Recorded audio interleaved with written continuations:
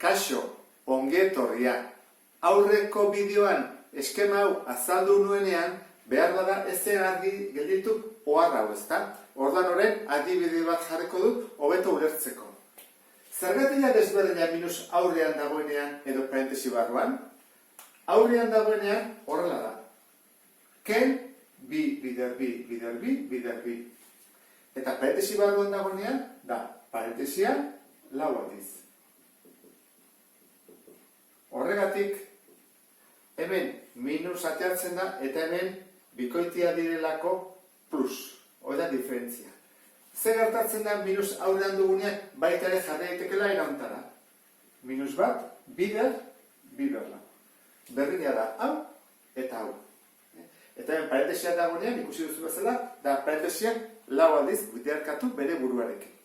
Horren hasiko gara, esan bezala, aurrekoan ariketa desente egin genituen, baina horren gehiago egin behar ditugu. Zergatik, pixka bat zaila izaten delako oso ariketa desberdinak daudelako. Orduan, hasiko gara lehenengo bi hauekin. Hemen dago, biderketa bat eta berreketa bat. Orduan, nondik hasi beharko genuke? Parentesi barrutik. Zergatik, berrekizunak berdinak direlako. Orduan, erabili dezakegu propietate hau. Berrekizuna mantendu eta berretzaileak biderketan batu egiten ditut. Orduan jartzen dut minus bi, gehi, minus 6. Eta hau dena, parentesi artean, ber iru. Orain, egin dezaket batuketa. Bost, ber minus 8, ber iru. Orain, beste propietate hau, erabili dezaket, berreketa baten berreketa. Orain hemen ditu bi berretzaileak, zer egin behar da? Bidertu. Horrean egin behar dut. Minus 8 bider iru. Minus 8 bider iru, bakigu dela, minus 24. Horrean, minus hau plus bihurtu behar dugu. Jarraituko dugu propietate honekin. Bidertzen ari dena pasatuko dugu zatitzen. Eta era hontara izango da berretzailea positiboa. Eta horrela bukatuko genuke ariketa. Ariketa honetan, zatiketa azkena egingo dugu. Lehenengo egingo ditugu berreketa hauek, eta zatiketa ondoren. Orduan, berreketa hau egin daiteke? Bai. Nola geldituko litzaiguke? Lau, bider iru. Zergatik, berreketa baten berreketa, egin daitekelako berretzaileak bidertu. Orduan, geldituko litzaiguke. Minus lau, ber, lau bider iru, 12. Zati, eta hemen dugu. Minus, bi, ber irun aurrean, hemen bezala. Horrek esan nahi dugula berez. Minus bat, eta ondoren, bi ber iru. Sepatuta daude, ber bost. Ezin dugu egin zuzenean biderket hori. Orduan jarrai dezagun. Egin dezagun berketan, bai. Orduan jarriko dugu.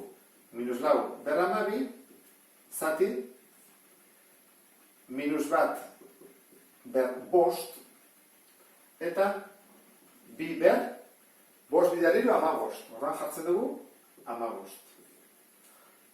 Iritsi gera, berreketak egitera. Orain, zatiketa egiteko etorrela, arazo batekin topatu gera, berrekizunak ez direla berdinak, eta berretzaileak ere ez. Orduan, zer egin beharko dugu? Deskonposatu. Zein, bi eta bat ez? Baina lau, bai. Orduan laua, deskonposatzerakoan, lau, zati bi eta zati bi bat, da, bi berbi. Orduan, hau jarriko dut, bi berbi. Eta hemen, bi dugu, orduan ja, lortu dugu berdina. Eta beste arazo bat ere, badugu, berrekizun berdinak izateko, batzu direla minusa eta beste batzuk plusa. Orduan egingo duguna izango da, kalkulatu emaitza positiboa eta negatiboa den, eta aurrean jarri. Eta denek kendu negatiboak. Orduan, hau, ze izango da, minus lau, ber 12.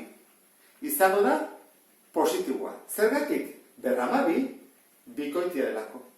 Orduan, hau, positiboa da. Hau zer da, minus bat, ber bost. Minus, ber bost, bakoitia dela negatiboa, negatiboa. Orduan, hau da, negatiboa, eta positiboa, ber 15, positiboa. Galdera da, positiboa zati negatiboa bider positiboa zer ateatzen da? Ateatzen da negatiboa. Orduan, emaitza izango da negatiboa. Eta egingo duguna izango da, hauei kendu ja negatiboak. Taldeak izango dira positiboak. Emaitza jarri dugulako negatiboa izango dela. Horran, ze bat izango da, deskomposatuta, bi berbi. Horran jartzen dut. Bi berbi, parentesi artean, berramabi. Zati. Haukentzen dugu. Zergatik, bat berbost delako bat. Eta bat bider zerbait da bat. Horran, bat kanpora. Geldizitzaigu hau, bi berramabost. Jarretzen dugu, hemen berreketa baten berreketa dago, egin dezakegu leheno bezala. Bi bider amabi, hogeita lau, bi ber hogeita lau. Zati, bi ber amabost. Badugu zerbait berdina, bai bi eta bi, gogoratu positiboa dela. Minus hori da aurrekoa, Horran, berdina dena mantendu, aukenduko dut. Eta egin behar da, hogeita lau, ken amabost. Berdin, minus bi, ber, bederatzi. Ariketa utzi daiteke horrela, laburdura moduan, horran guztionen emaitza hau izango litzake, edo behar bada esaten digute, kalkulatzeko. Horran kalkulatzeko, inbarko litzake, bi bider, bederatzi aldiz. Horran, atatzen da, minus bosteunda amabi. Berdina dira, Ariketa honetan dugu, zatiketa eta zatiketa. Eta berrekizunak, iaia berdina dira. Dute amabost, baina batzuria plus eta besteak minus. Ordan, hau, konpondu behar dugu. Lortu behar duguna da, berrekizun denak berdinak izatea. Ordan, zer egingo dugu, kalkulatuko dugu, emaitza positiboa den, eno negatiboa den, jarriko dugu aurrean ikurra, eta dena bihurtuko dugu hemen positibo. Ea, hau, zer da, positiboa edo negatiboa? Minus ber bakoitia negatiboa da. Horra hau da, negatiboa. Eta hau, positiboa.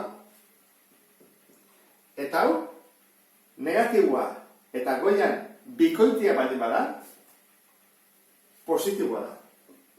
Orduan galdera da, negatiboa bider positibo, zer da emaitza?